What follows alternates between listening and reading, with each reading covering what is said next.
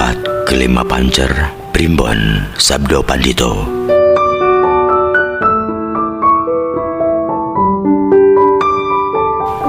Ajaran para leluhur kita telah turun-menurun mengungkap adanya saudara 4 kelima pancer yang sering terlupakan oleh manusia. Padahal mereka adalah unsur-unsur persenyawaan yang bersama-sama lahir sehari dengan kita. Sewaktu meninggalkan rahim ibunda melalui liang sanggama, atau menurut istilah Kawi atau bahasa Sangsakerta adalah margahina.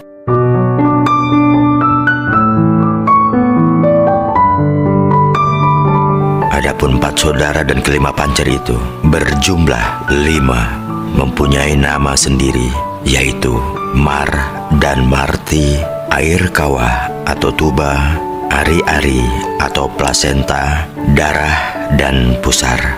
Dan semuanya mempunyai tugas masing-masing dalam memangku tujuan menjaga keselamatan dan kesejahteraan kita, baik selaku umat manusia maupun makhluk hidup lainnya. Yang pertama, Mar dan Marti mendampingi dan memelihara hidup dan menumbuhkan daya cipta. Yang kedua, Kawah atau Air Tuba merawat badan, melahirkan hasrat kemauan. Yang ketiga, Ari-ari atau Plasenta menaungi perjalanan atau langkah hidup. Yang keempat, Darah membantu tingkah dan menciptakan keinginan atau cita-cita. Yang kelima, Pusat atau Pusar mendorong gerak dan gaya mendatangkan keinginan. Apabila ini semua dapat dipelihara dan diatur sebaik-baiknya, maka besarlah arti dan manfaatnya dalam menciptakan kesejahteraan hidup, terutama dengan memperingatinya pada hari lahirnya. Sebaliknya, apabila sengaja atau tidak sengaja kelima saudara yang bersama-sama lahir dengan kita itu diabaikan atau tidak dikenal, disayang dan dipelihara, dan kita buktikan sendiri di alam perjalanan hidup kita sehari-hari. Bentuk cobaan-cobaan sungguh bermacam-macam. Umpamanya menimbulkan malapetaka atau rintangan, kacaunya pikiran yang berguna, batalnya segala niat, melesetkan arah tujuan atau cita-cita, memporak-porandakan keinginan, berantakannya sebuah usaha atau ikhtiar, dan lain sebagainya.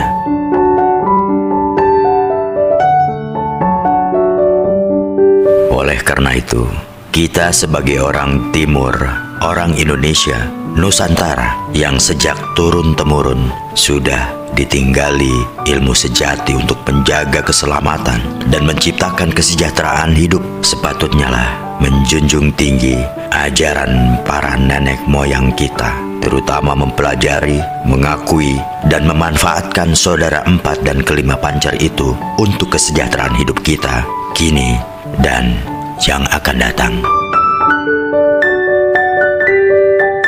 Ditinjau dari sejarah saudara 4 dan kelima pancer, berdasarkan wejangan atau pesan para leluhur kita, diungkapkan tentang saudara 4 dan kelima pancer.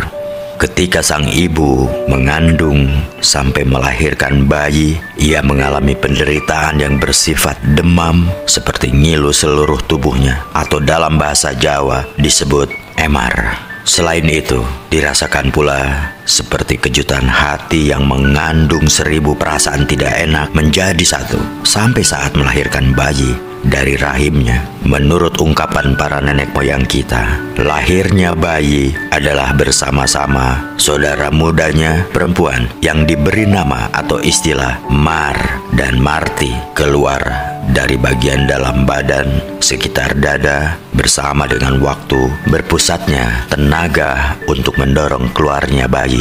Keluarlah terlebih dahulu lewat liang sanggama sang ibu.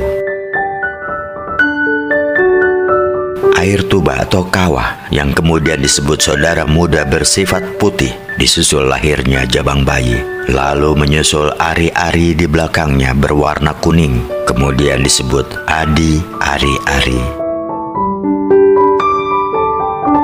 Tahap berikutnya keluarlah darah yang menjadi adik berwarna merah atau disebut pula saudara keempat. Pada waktu putus pusar, pusar berwarna hitam disebut saudara kelima, maka selesailah sudah lahirnya saudara 4 ke 5 pancer. Mar, Marti, kakak Kawah, Adi Ari-Ari, Dara, dan Pusar. Inilah 4 saudara kelima pancer yang lahir sama sehari, juga sama-sama lewat gerbang yang satu, dan yang sama-sama lahir tapi tidak lewat gerbang yang satu itu. 4 saudara dan kelima pancer yang ada selalu terlupakan, seolah-olah tidak pernah ada, yang diakui maupun tidak. Selalu mendampingi, menjaga, turut menunjang, mengingatkan, menyelamatkan, membela, memberikan jasa-jasanya kepada kita setiap saat, tidak memandang kapan dan di mana dan dalam situasi dan kondisi apapun dan bagaimanapun, yang juga memiliki perasaan, kemauan, keampuhan, pengaruh, arti, kelemahan, dan kekuatan, sifat baik dan sifat buruk yang kadangkala membantu dan kadangkala mengganggu kehidupan kita. Merasa senang bila diperhatikan, diakui adanya, dan dihargai jasa-jasanya, dan bisa marah apabila diabaikan.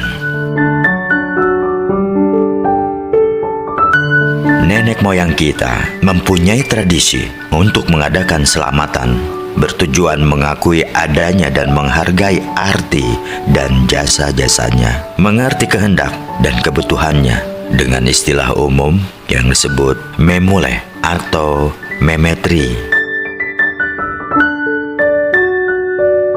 Memule atau memetri saudara tua dan saudara muda terdiri dari 2 macam. Yang pertama, untuk saudara yang tidak keluar lewat marga hina berupa nasi tumpeng, pecel ayam, sayur menir, daging burung, daging ikan dari kolam, daging hewan ternak, sayur mayur, bunga rampe, sirih yang bagus, pisang yang bagus, minyak wangi, dan air gula kelapa dicampur santan kelapa, minyak sundul langit, tape, kerupuk singkong yang dibakar, pengokohnya logam timah. Yang kedua, memule dan memetri, saudara yang keluar bersama-sama satu hari lewat marga hina berupa 5 nasi tumpeng dituangkan dalam takir pontang, ikannya dari laut dan dari rawa-rawa, ikan sungai, gantal dengan supit menjadi 1 bungkus, bunga cempaka 5 pasang, pada tiap-tiap potong dibubuhkan sepasang. Pengokohnya berupa logam timah dituangkan 1 persatu. Nenek moyang kita zaman dahulu selalu yakin, percaya bahwa apabila setiap kali diadakan selamatan memule atau memetri dengan cara itu kepada saudara 4 ke 5 pancer, kesemuanya akan selalu membantu keselamatan dan kesejahteraan hidup siang maupun malam. Tidak akan marah, masgul, kecewa apabila diabaikan sehingga bisa mengganggu dan mempersulit jalan kehidupan kita.